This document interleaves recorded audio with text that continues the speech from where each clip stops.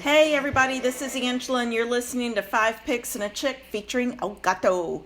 This is a show that gives you 5 NFL picks for people who love football and friendly wagering. However, we are in the off season, so we're going to talk about basketball and give you a hockey pick. Today, El Gato, it's just you and me. You good with that? Yeah, we're good. We're good. All right. So last podcast, El Gato, and it's been a couple of weeks, but last podcast I went 2-3. And you went 3-2, so that gives us both the same off-season record, which is 11 wins, 13 losses. But hopefully this podcast, it'll bring us back over 50%, because we're going to have a winning record well, at least I will. You had one last podcast, but I didn't. So hopefully we can get it over 50%. Yeah, let's get it up to 50, maybe a little bit above, and then we'll be in the green. So we'll see what happens. Sounds good. So what we're going to do is there's a game tonight and there's a game tomorrow, Gato. So we're just going to talk about tonight's game, talk about the side as well as the over-under. Then we'll talk about tomorrow's game, the side and the over-under. And then I'm going to give you a hockey pick for a game that's going on tonight. The first game we're going to talk about is tonight's game, and that's going to be the Indiana Pacers at Boston Celtics. The spread in this game is Boston is giving 9 points. I'm going with Indiana in this game, getting the 9 points. Pacers dominated most of the game in their game one against the Celtics. They made several mistakes in the final minutes to open up the door for a Celtics win. They really should have won that game.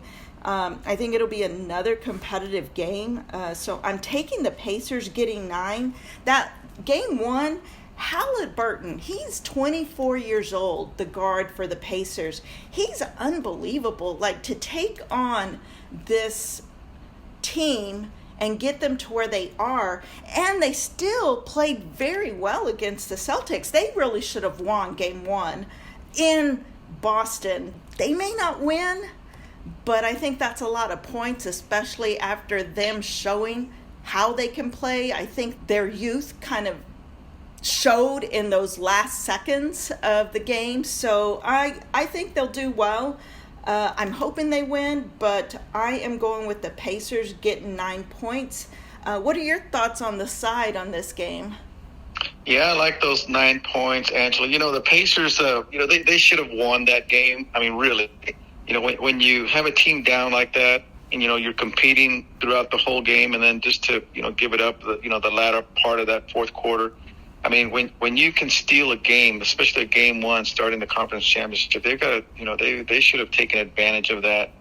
But, they didn't seal the deal and, took it to OT and things happened on the home court with the Celtics and their veteran players such as Tatum and Brown, and they came through there at the end and came out with a 5-point win when maybe they should have gone back to the locker room with an L with a loss. But that's the way basketball goes. But yeah, I like the Pacers. They showed they can compete with Boston in Boston at that championship game level. I think they can't afford to go down 2-0. I mean, what team wants to do that? So I think they're going to come out fighting. And with that in mind, and with a +9, I think they're in a good spot here, at least to cover. Like you say, they still need to win to get it to 1-1, which they would like to do, I imagine. And but the 9 points going their way, I'll take that 9 points in a must-win game as well. All right, and so the over-under in this game is 224.5. So I'm going to take the under in this Indiana-Boston game. These are two of the highest scoring teams in the NBA, and although they scored a combined 234 points in that last game, the game one that we talked about, as each quarter went on, the scoring went down for both teams. So I think each team will make defensive adjustments, and it should be a more physical game with fewer shots taken. So I think that this game will have a under of 224.5. What are your thoughts on the over-under? Yeah, I'm going to agree with that as well. I mean, it's hard to imagine they can keep up the scoring pace that they did last game. And, in the overtime, they did add another 27 points to that total. So, maybe it won't go into OT, but, you never know. But, you're right. I mean, defensively, I think both teams are going to clamp down defensively, maybe focus on that end of the court and keep down the scoring of Tatum. I mean, you just can't let him score another 36, have another 36, 37 point night, whatever he had. He scored a bunch. And, you figure the Indiana Pacers had some balanced scoring. Every one of their starters was in double figures. They had a couple of players that came off the bench that scored in double figures. I don't know if they can keep up that pace. Boston, they had a lackluster bench performance. So, yeah, that 224.5 is going to be a good spot to go in the under with this game too. They spent a lot of energy. Both teams did that first game. Throughout the game, then to OT. So 224.5. I'll take the under on that one as well. All right. So tomorrow's game is going to be Dallas at Minnesota. Minnesota is giving 5. On this game, I'm going with Minnesota. The fact that the Wolves played a grueling 7-game series against Denver, it showed in this game 1 as they let up 62 points in the paint, and that's a lot. But I expect them to make defensive adjustments again here and have fresher legs coming into this game 2. They should have a strong showing since they really can't afford to lose both home games. So I really believe that the Wolves will come out strong. We got to see a good game in Edwards, Gobert, Towns.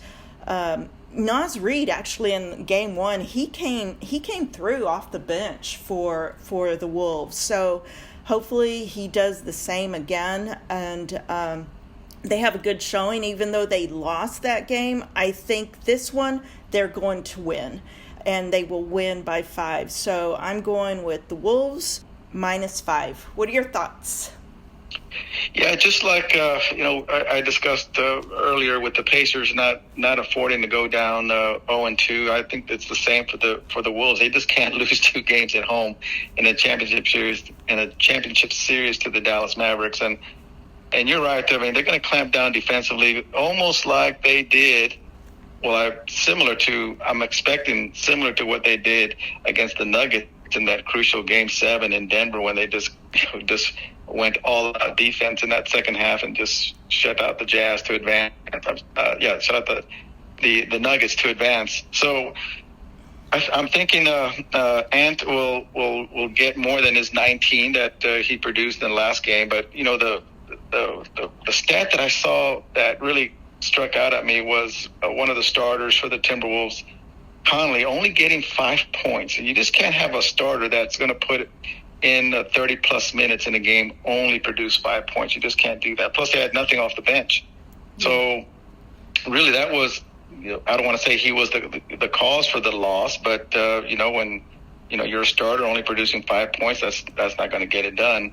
Plus, they have to find a way to stop Doncic and Irving. You just can't have both players there scoring, plus 30 points. One Doncic 33, Kyrie at 30.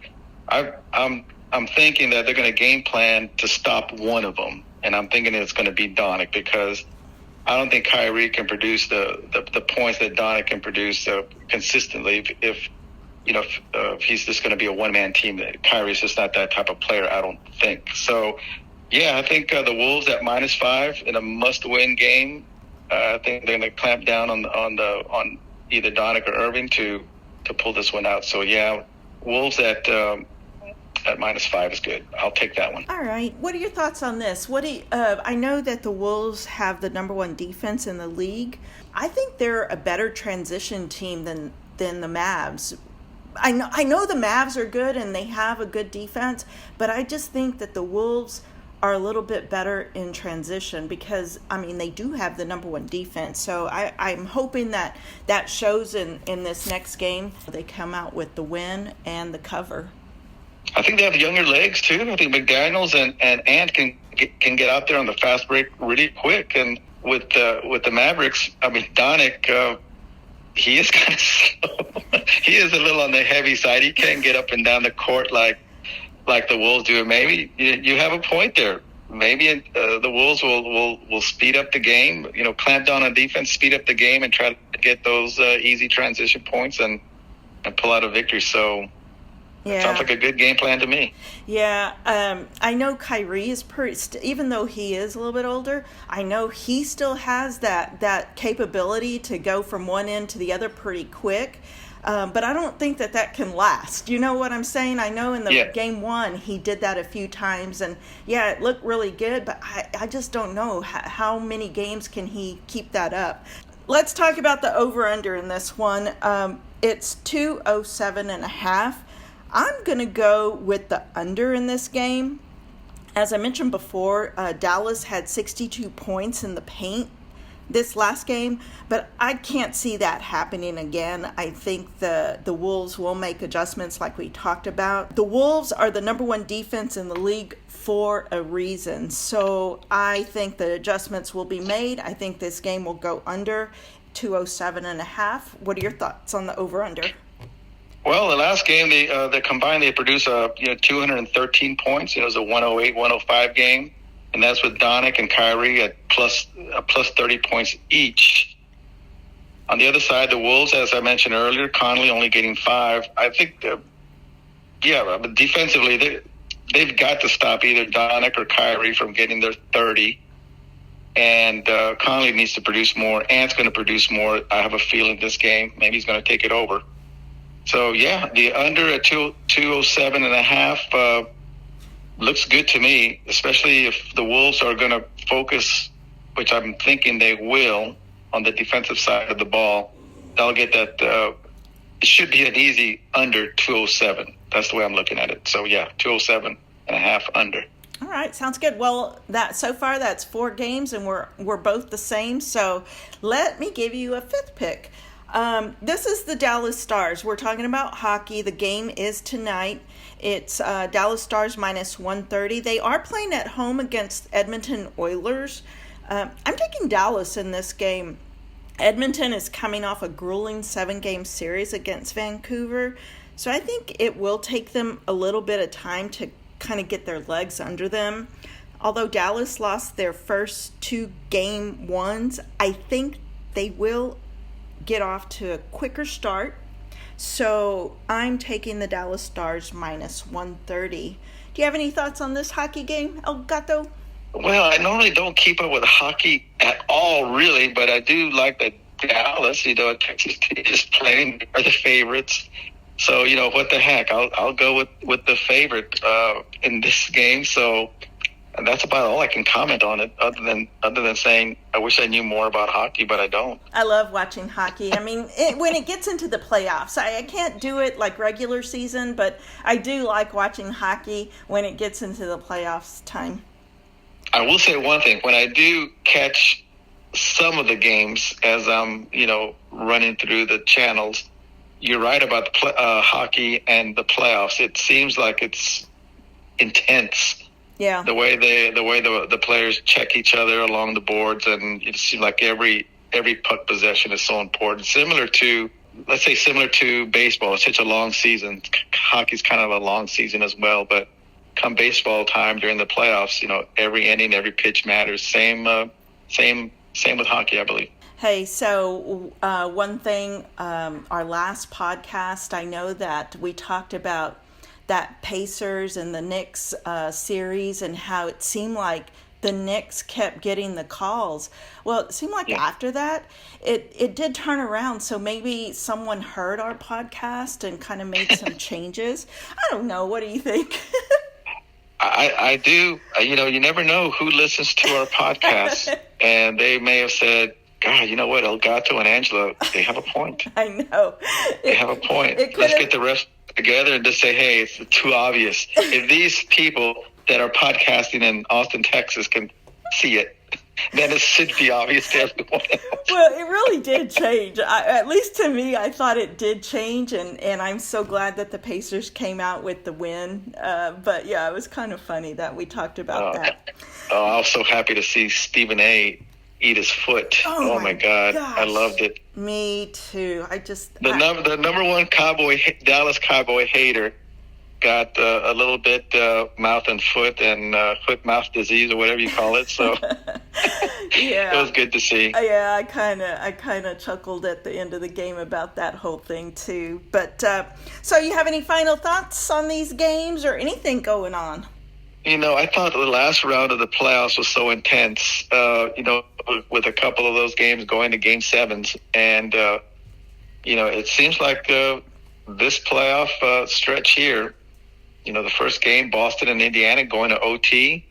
And then you have the Mavs kind of stunning the Timberwolves at home, pulling out a win. It's gonna get intense. It may get a little chippy tonight. We'll see. Yeah, it's gonna be fun. Yeah, it'll be some good basketball, I think. It will be good, but the next time we're gonna come on, El Gato, is gonna be in a couple of weeks. That's gonna be a Thursday, June 6th, and that's game 1 of the finals. So probably for sure talk about that game, and then also talk about the series and who we think is actually going to win the championship. Good stuff. One other thing, El Gato, 104 days until NFL kickoff, which is September 5th, 2024, and now we know it's going to be the Ravens at the Chiefs, so that should be a pretty good game. Yeah, that's going to be a delicious ball game. I can't hardly wait for that game. Yeah, Mahomes. I think I'll put it out right now. It's Chiefs at home, right? Yep, Chiefs at home. I'll take them right now. The Chiefs? I'll take them to win the whole dang thing right now. No, it should be a good game. It should be a good. It's just that's the NFL scheduling that game is a great way to start the NFL season. That's going to be a fantastic game. Yeah, Jackson against Mahomes, that's going to be a really good game. So I'm looking forward to that one. All right, El Gato. Well, if you've made it to this point in our podcast, we want to thank you for listening to this podcast. Be sure to tell your friends about us. Also, hit the subscribe and like button on our YouTube channel at 5 Picks and a Chick. Last podcast, El Gato, I was a little bit surprised. We actually had 50 listens or views, so that was pretty good for off season, so I was kind of happy about that. Yeah, I noticed that too, Angela. 50 views, 50 hits. I was kind of surprised, it being in the off season, and but it is playoff basketball, so. But yeah, the more the better. I was happy to see that. Yeah, me too. Thank you, listeners. Thank you, listeners. You can always find us wherever you get your favorite podcast.